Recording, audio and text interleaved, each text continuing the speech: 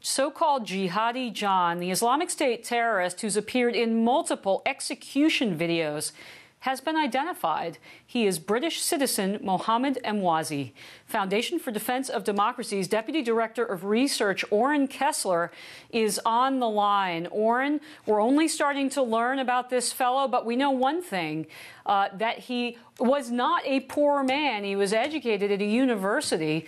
Does this put paid to the idea that only the poor and the uneducated are joining ISIS?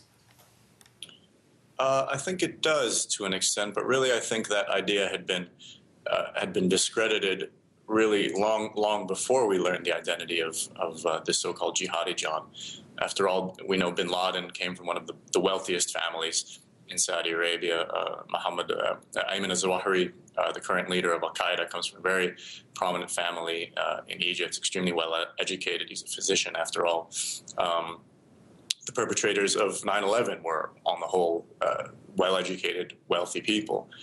So I don't think we really needed this particular example to drive that home, but indeed it does underscore the fact that people who commit horrible acts of terror come from all walks of life. And what attracts these men to, as you say, these truly horrific, gruesome acts of terror? Why are they streaming to Syria, to Iraq?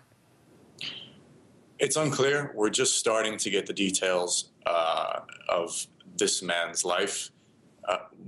There are some reports that he had attended a certain mosque in Greenwich, just outside of London. We're just sort of starting to get the details about whom he was in contact with. But step back from him, Oren. I mean, are people going to fight? Look, we just had 2 men arrested in Brooklyn trying to get over to Syria. Are they going for religious reasons, or are they simply extremists who want to go kill people? I think we certainly have to take their religious impulses seriously. There was, of course, that cover piece in The Atlantic that got quite a lot of play that sort of delved into the religious underpinnings of ISIS. I think we have to come to terms with the fact that for many Muslims, ISIS presents a compelling view, a compelling vision of what the world should look like, and the desire for a caliphate, sort of living under Sharia law. These are yearnings and desires that many Muslims share. That these have historical resonance. So I think we have to take sort of the theological underpinnings and appeal of a group like ISIS seriously. Very quickly, Oren, because we're running out of time. You were corresponding with Stephen Sotloff, one of the journalists who was murdered by Islamic State terrorists. What is our ability to cover what's going on in Iraq and Syria, given the violence against journalists? How much can we actually learn from reading about it on the internet without being there on the ground? It's extremely difficult.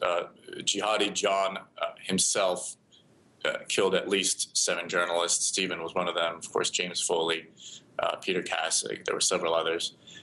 It's an extremely dangerous environment for journalists to operate in, and that only sort of diminishes the information that we have from within the Islamic State. So it's sort of a catch-22. If you're a reporter and you go in there, you can get fantastic stories, but it's obviously it's at the risk of your own life in many cases. Well, our thoughts and prayers are with those families. Foundation for Defense of Democracy's Oren Kessler. Thanks for joining us.